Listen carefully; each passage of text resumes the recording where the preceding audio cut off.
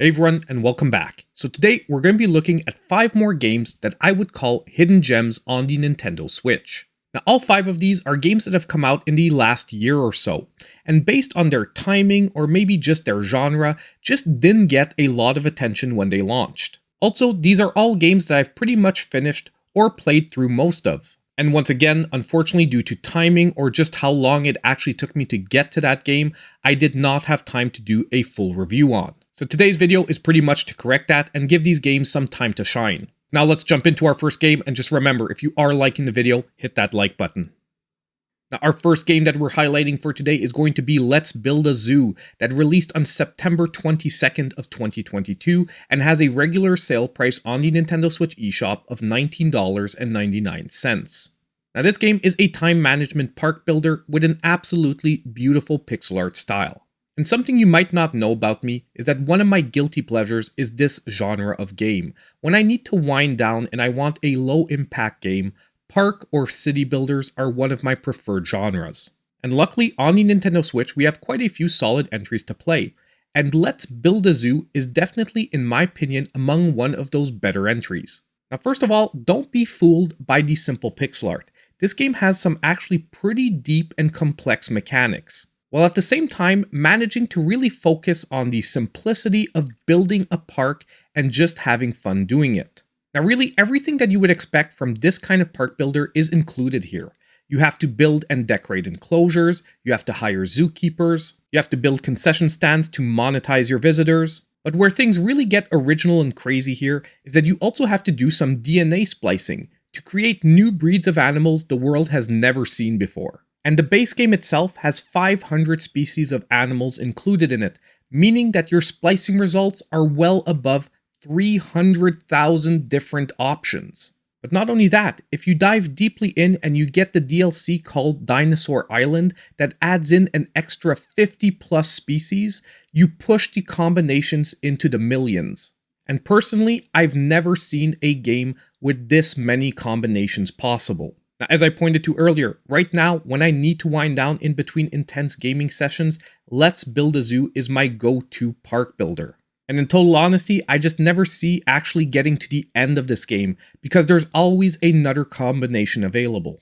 Now, on the downside, however, since this is like a mini review, I do want to mention that if you can't get beyond the simplistic graphics here, it might slightly ruin your experience. And for some, that might be a deal breaker. However, if you enjoy beautiful pixel art, I do think there's a lot to enjoy here. The second point that I would also want to bring your attention to is that there isn't a huge tutorial section in this game, and you do have to figure out a lot of the things on your own. So if this is the first ever park builder that you're playing, the curve at the beginning to get a hold of the gameplay might be a little bit steep. Now scoring wise for this game, if I had to score today, I would be giving this game an 8, putting it at the low end of a great game. For around $20, it's really hard to find a more complete park builder than this one if you can get around, as I said earlier, the simplistic graphics. Now our next hidden gem for today is going to be Dawn of the Monsters, that released on March 15th of 2022 and currently sells on the Nintendo Switch eShop for $29.99. Now this game is a side-scrolling beat-em-up, and let's just say that 2022 had quite a few major releases, which is why maybe this game fell to the wayside. Now in this game, you are playing as members of Earth's Defense Force against a monster or kaiju invasion. And it's your job to be sent out on missions to stop the invaders. The game actually gives you the option between 4 different playable characters. A giant human-controlled robot, a super-powered human who can take gigantic proportions, or 2 of the kaiju invaders themselves that have been grown and mind-controlled to fight on our side. Now, although this might seem like a small roster compared to some other offerings out there, what I love to see about this game is each and every playable character has an extremely different combat style.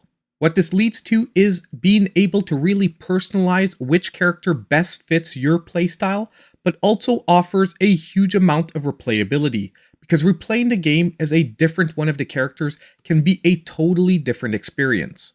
But not only that, you actually have the option to switch playable characters in between the different missions, meaning that if you play a character that isn't quite suited to one particular level, you can actually switch to another. There's also a very interesting progression system throughout the game where you can invest in different characters' abilities and even unlock skins for them, backed up by a card system that allows you to add different combat modifiers to your different abilities as well. If you want a tankier build, you can choose some tanky modifiers. If you want a lifesteal build, well, there's different modifiers for that. What's also really good about the gameplay here is it gives a great sensation of weight behind the movements, really making you feel like you're playing a Titanic-sized character. The visuals here are also a definite high point of the game for me, feeling halfway between anime and comic book. And the fast-paced and intense soundtrack does a really good job of amping up the action. Now, co-op play is also available here in the game, however, it's only for up to 2 players, which is obviously appreciated, but is a little bit lackluster when compared to some offerings from last year. Now, although overall the gameplay, there is a decent variation of level types here, and you do also get some levels that feel slightly puzzle-like where you have to figure out what exact mechanic has to defeat a specific boss or specific enemy. There are some portions of the game, however, that didn't seem to go on for a little bit too long or have too many levels that just felt like repetitions. Now, as I just said, overall, it still offered a decent amount of variations. However, some biomes really overstayed their welcome.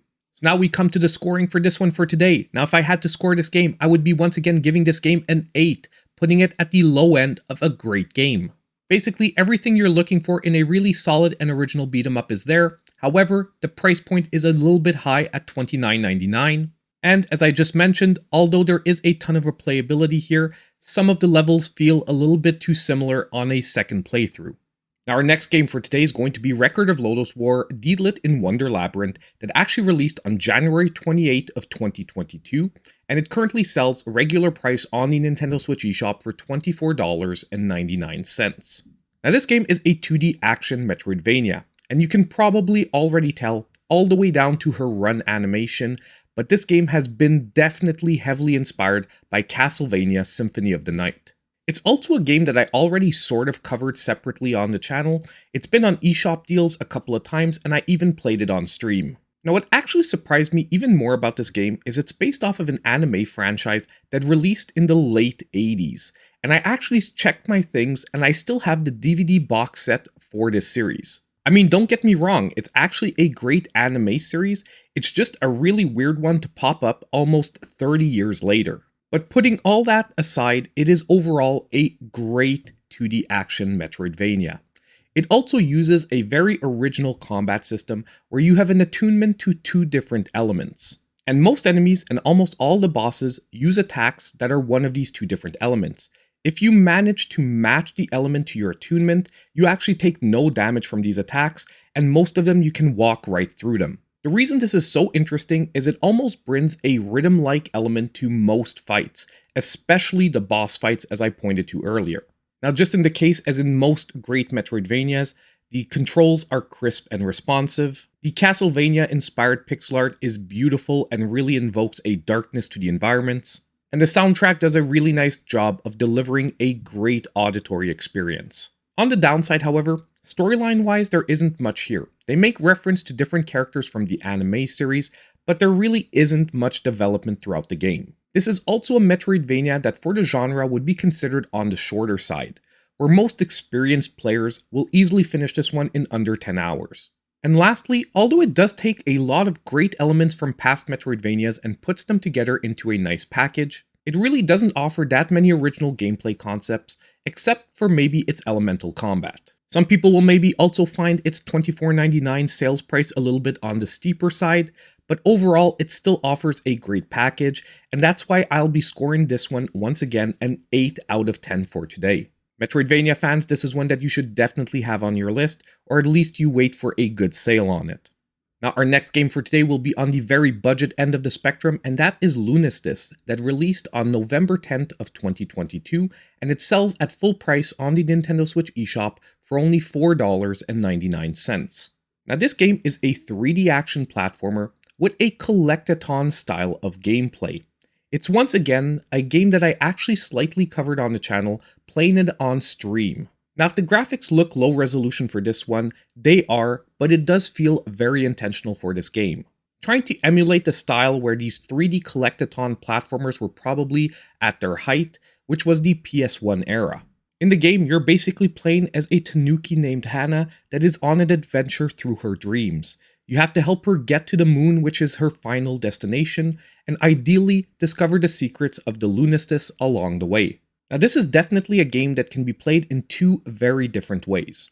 If you want to run your way straight through the levels without collecting any of the optional collectathon items, you can honestly finish most levels in just a couple of minutes. However, if you do so, you'll probably be losing out on a lot of the beauty of the game and also not experiencing the awesome design to the different levels. And I will also warn that if you do decide to blast your way through the levels, this will be an extremely short game, with an experienced player probably being able to finish it in under an hour. However, if you take your time to explore all the levels, collect as many of the items as possible, you'll be getting a much fuller gameplay experience. And that's where the beauty of this game comes in.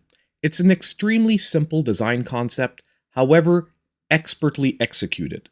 There's also a lot of replayability here in two different ways. You can either try to beat your best time, or really get that S rank on each and every level. And honestly, all this packed into a package that they're selling at full price for only $4.99, at least value-wise, is an excellent offering. And I'll be scoring this game for today a 7.5, putting it at the high end of a good game. And at that $5 price point, that is an excellent score. If you need any more convincing for yourself, they're even offering a free downloadable demo so you can try it out for yourself. It's not so long ago, and that is Super Alloy Ranger that released on April 28th of 2023, and it currently sells at full price on the Nintendo Switch eShop for $14.99. Now, this game is a 2D action side-scrolling platformer. And once again, it's inspiring itself from one of the best franchises of all time, the Mega Man franchise. And I would even say that it's closely resembling the Mega Man X part of the franchise, especially the fact that it's offering you two different playable characters, one based around shooting mechanics, the other one based around melee combat. Really bringing back that awesome duality when you had to choose between playing as Mega Man or Zero. But this game is not only a clone, it does a lot of things as well to differentiate itself from its inspiration. Number one, it has an awesome mechanic where you have to re-upgrade your character in each and every level. Basically, your energy bar starts back from its lowest level every time you enter a different stage, and as you collect different power-up items throughout the levels, it gives you back your full energy bar. Now what this means is it really promotes exploration of the different levels, because if you blast your way through the boss, you won't get all the collectibles, and you'll have a lesser power meter to deal with the fight. And your power meter in this game is even more important than in your average Mega Man game, because it not only powers your special abilities, but also allows you to do multiple air dashes and multiple air jumps. So your mobility is directly attached to your power meter. Now there are permanent upgrades that you can get throughout the different levels, which are the special weapons dropped by each boss, and also special capsules that enhance your life meter. Now for the overall progression, however, throughout the game, it'll remind you a lot of Mega Man, where you have the choice of any one of the initial levels. You then get a sort of mid-boss level stage, and then finally it unlocks the final portion of the game. The stages in each one of these portions can be confronted in any which way you prefer. However, obviously, different bosses will have different weaknesses to certain weapons, and getting those weapons first will definitely help you out with the future levels. Now, I didn't mention it earlier, but this is also a game that I actually played on stream. And at that time, I had mentioned one major flaw with the game is that it did not support the Nintendo Switch Pro controller. And the actual only way to play the game in dock mode was to detach the Joy-Cons and play with the dog-faced controller. The good news, however, is that has been fully patched up, and it now supports Pro controllers in any shape and form. In all honesty, it's really hard to find a specific downside to this game. It's just a really solid game in the Mega Man style of gameplay. And that's why, for today, I'll be giving this one an 8.5, putting it at the high end of a great game. If you enjoy 2D action platformers, if you enjoy the Mega Man series, at only $15, this is a really great offering. So that's pretty much it for our 5 Nintendo Switch hidden gems for today. Let me know what you think in the comments down below. Are you going to be trying out any of these games? And don't forget, on the way out, that if you did like the video, hit that like button, subscribe to the channel if you aren't already, and click on that notification bell so you know when all my future videos come out. And as usual, I hope I'll see you in my next video.